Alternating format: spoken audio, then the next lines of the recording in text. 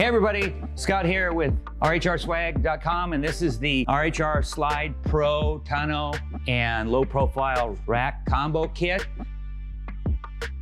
So you get a hard retracting tonneau, and it comes with T-slot rails, so you can attach like Thule racks like this here.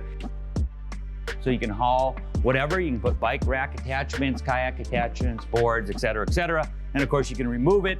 And of course the tonneau is retracting, so it goes in and out of a canister to the front.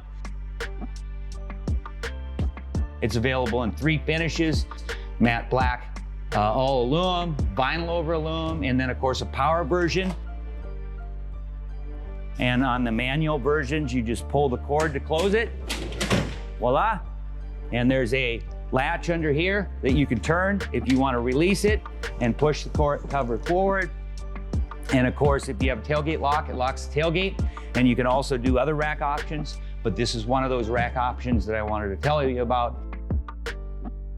And so join us at RHRSwag.com.